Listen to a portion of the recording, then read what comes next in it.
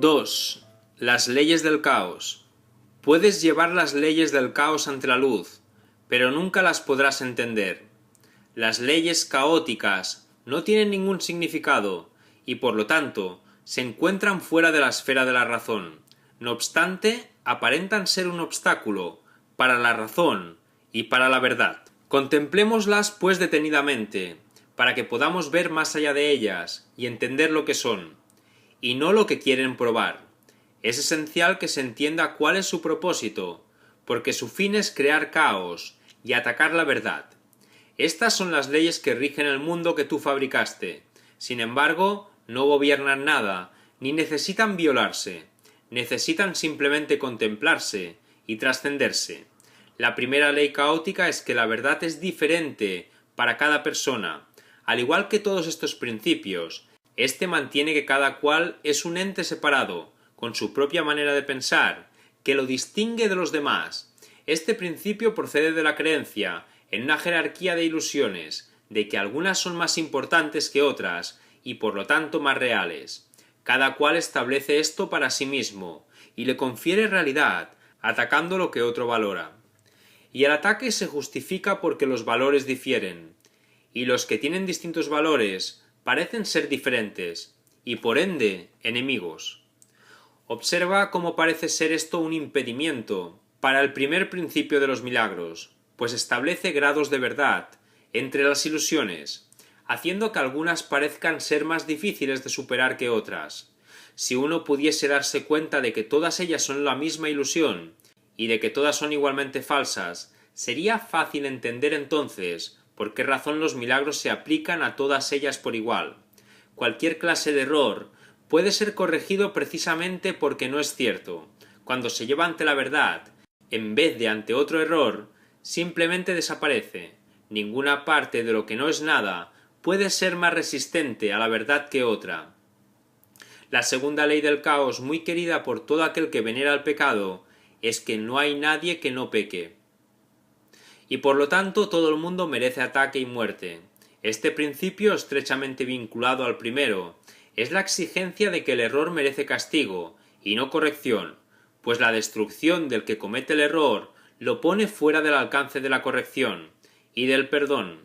De este modo interpreta lo que ha hecho como una sentencia irrevocable contra sí mismo, que ni siquiera Dios mismo puede revocar.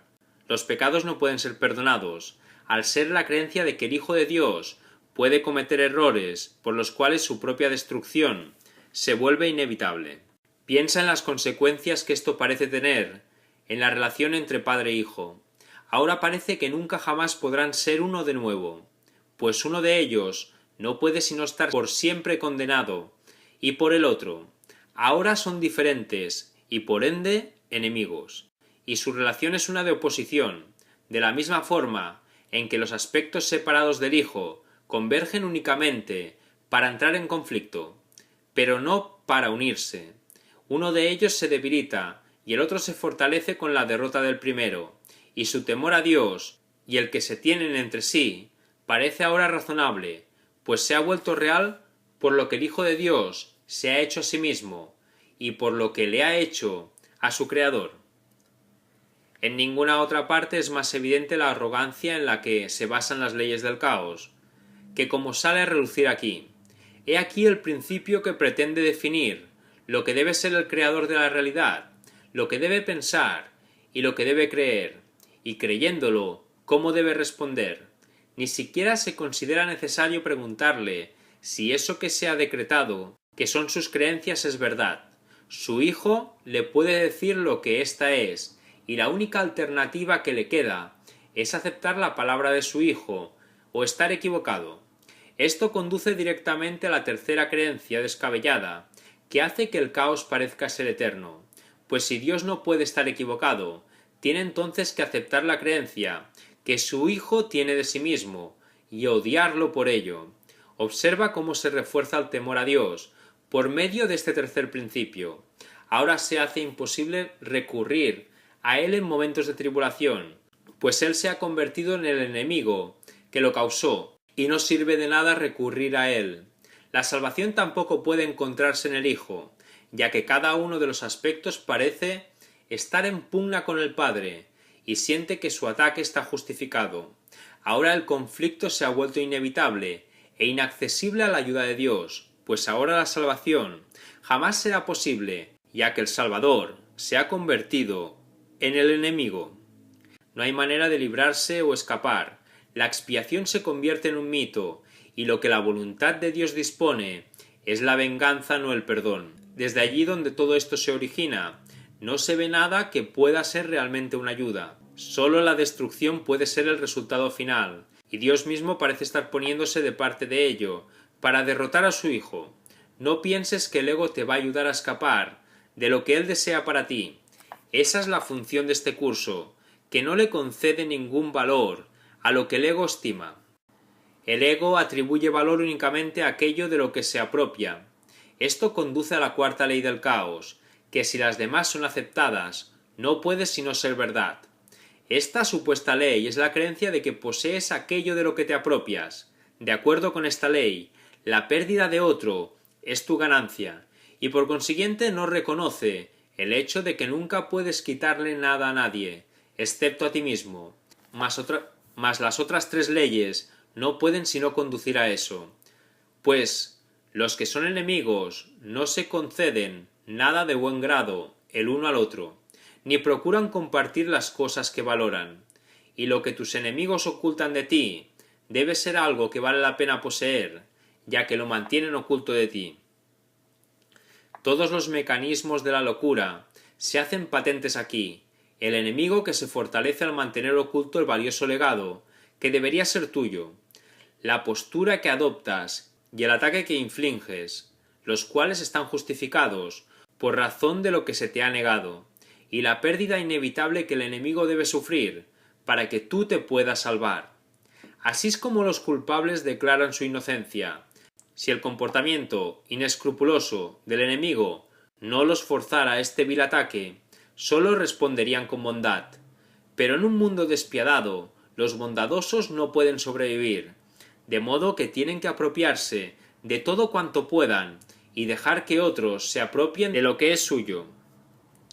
Y ahora queda una vaga pregunta por contestar, que aún no ha sido explicada. ¿Qué es esa cosa tan preciada, esa perla de inestimable valor, ese tesoro oculto, que con justa indignación debe arrebatársele a este, el más pérfido y astuto de los enemigos? Debe de ser lo que siempre has anhelado, pero nunca hallaste, y ahora entiendes la razón de que nunca lo encontraras.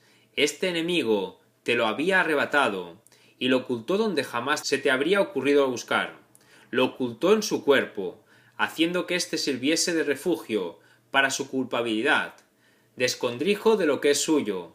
Ahora su cuerpo se tiene que destruir y sacrificar para que tú puedas tener lo que te pertenece. La traición que él ha cometido exige su muerte para que tú puedas vivir, y así solo atacas en defensa propia. Pero, ¿qué es eso que deseas que exige su muerte? ¿Cómo puedes estar seguro de que tu ataque asesino está justificado, a menos que sepas cuál es su propósito? Aquí es donde el último principio del caos acude en tu auxilio. Este principio alega que hay un sustituto para el amor. Esta es la magia que curará todo tu dolor, el elemento que falta, que curaría tu locura. Esa es la razón de que tengas que atacar. He aquí lo que hace que tu venganza esté justificada. He aquí revelado el regalo secreto del ego, arrancado del cuerpo de tu hermano, donde se había ocultado con malicia y con odio hacia aquel a quien verdaderamente le pertenece. Él te quiere privar de ese ingrediente secreto que le daría significado a tu vida. El sustituto del amor, nacido de vuestra mutua enemistad, tiene que ser la salvación, y no tiene sustitutos, pues solo hay uno. Y así el propósito de todas tus relaciones es apropiarte de él y convertirte en su dueño. Mas nunca podrás poseerlo del todo, y tu hermano jamás cesará de atacarte por lo que le robaste, y la venganza de Dios contra vosotros dos tampoco cesará, pues en su locura él tiene también que poseer ese sustituto del amor y destruiros a ambos. Tú que crees ser cuerdo y caminar por tierra firme en un mundo en el que se puede encontrar significado, considera lo siguiente. Estas son las leyes en las que parece basarse tu cordura. Estos son los principios que hacen que el suelo que pisas parezca firme.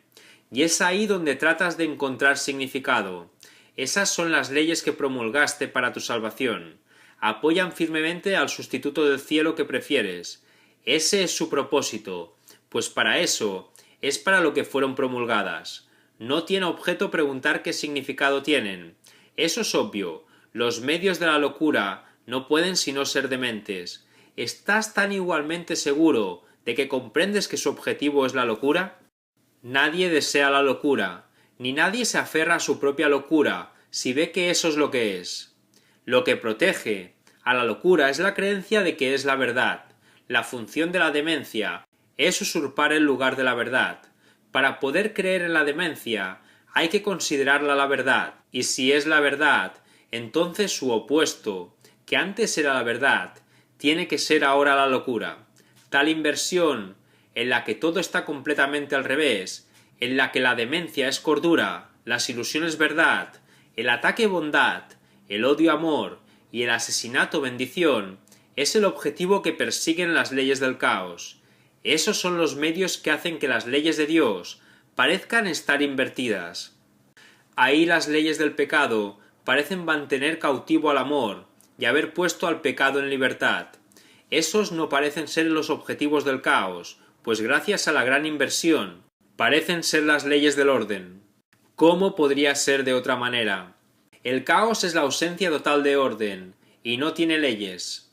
Para que se pueda creer en él, sus aparentes leyes tienen que percibirse como reales. Su objetivo de demencia tiene que verse como cordura, y el miedo con labios mortecinos y ojos que no ven, obcecado y de aspecto horrible, es elevado al trono del amor, su moribundo conquistador, su sustituto, el que te salva de la salvación.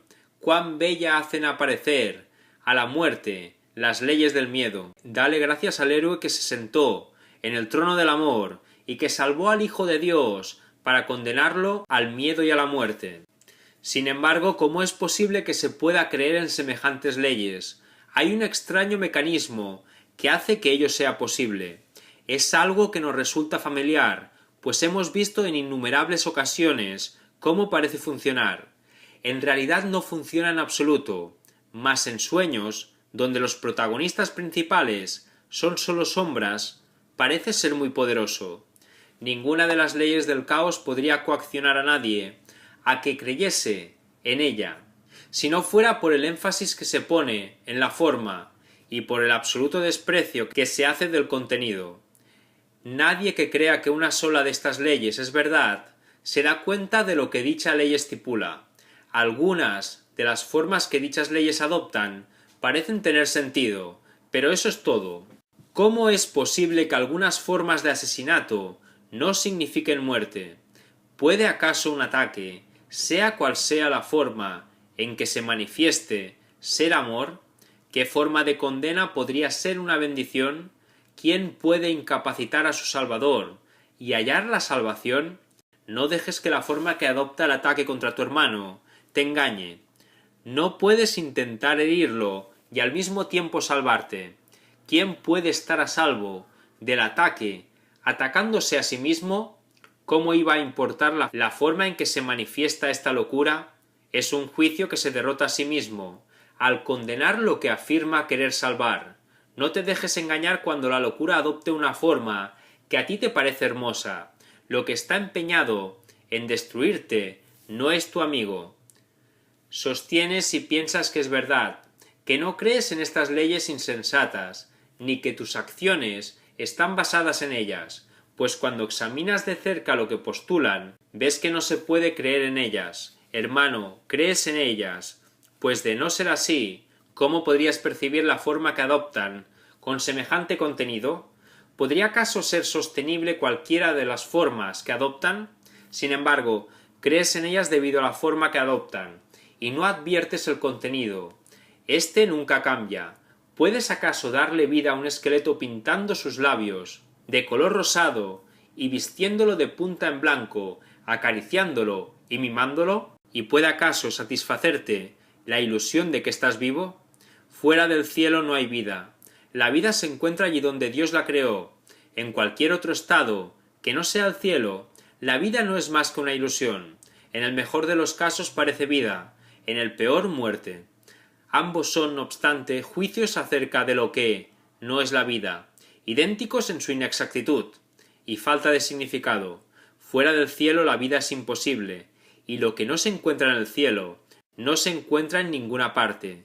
Fuera del cielo lo único que hay es un conflicto de ilusiones, de todo punto insensato, imposible y más allá de la razón, aunque se percibe como un eterno impedimento para llegar al cielo. Las ilusiones no son sino formas, su contenido nunca es verdad. Las leyes del caos gobiernan todas las ilusiones, las formas que éstas adoptan entran en conflicto, haciendo que parezca posible concederle más valor a unas que a otras. Sin embargo, cada una de ellas se basa, al igual que todas las demás, en la creencia de que las leyes del caos son las leyes del orden. Cada una de ellas apoya dichas leyes completamente y ofrece un testimonio inequívoco de que son verdad. Las formas de ataque que en apariencia son más benévolas no son menos inequívocas en su testimonio o en sus resultados. Es indudable que el miedo que engendran las ilusiones se debe a las creencias que las originan, y no a su forma, y la falta de fe en el amor, sea cual sea la forma en que se manifieste, da testimonio de que el caos es la realidad. La fe en el caos es la consecuencia inevitable de la creencia en el pecado.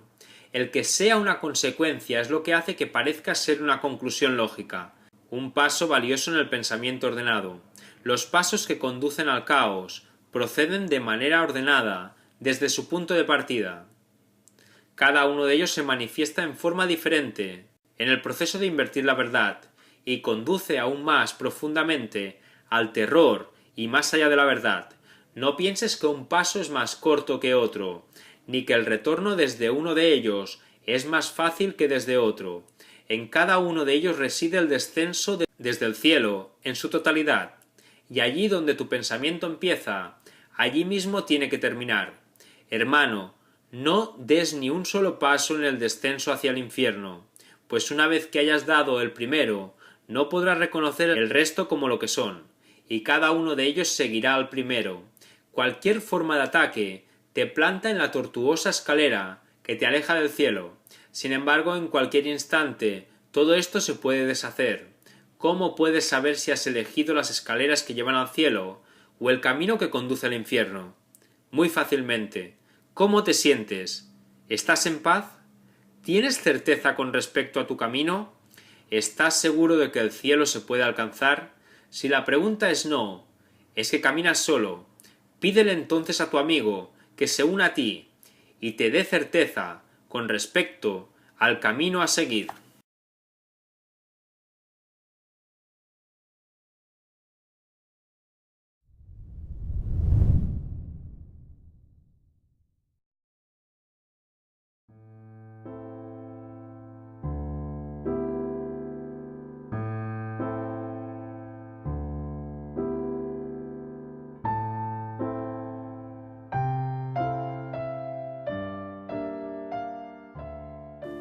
II. Las leyes del caos. Puedes llevar las leyes del caos ante la luz, pero nunca las podrás entender. Las leyes caóticas no tienen ningún significado y por lo tanto se encuentran fuera de la esfera de la razón. No obstante, aparentan ser un obstáculo para la razón y para la verdad. Contemplémoslas pues detenidamente. El principio procede de la creencia en una jerarquía de ilusiones, de que algunas son más importantes que otras y por lo tanto más reales. Cada cual establece esto para sí mismo y le confiere realidad, atacando lo que otro valora. Y el ataque se justifica porque los valores difieren, y los que tienen distintos valores parecen ser diferentes, y por ende enemigos.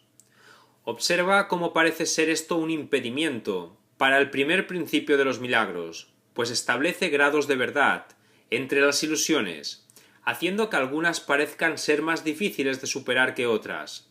Si uno pudiese darse cuenta de ello, es la exigencia de que el error merece castigo, y no corrección, pues la destrucción del que comete el error lo pone fuera del alcance de la corrección y del perdón. De este modo interpreta lo que ha hecho como una sentencia irrevocable contra sí mismo, que ni siquiera Dios mismo puede revocar. Los pecados no pueden ser perdonados, al ser la creencia de que el Hijo de Dios puede cometer errores por los cuales su propia destrucción se vuelve inevitable. Piensa en las consecuencias que esto parece tener en la relación entre padre e hijo. Ahora parece que nunca jamás podrán ser uno de nuevo, que todas ellas son la misma ilusión, y de que todas son igualmente falsas. Sería fácil entender entonces por qué razón los milagros se aplican a todas ellas por igual. Cualquier clase de error puede ser corregido precisamente porque no es cierto. Cuando se lleva ante la verdad, en vez de ante otro error, simplemente desaparece. Ninguna parte de lo que no es nada puede ser más resistente a la verdad que otra.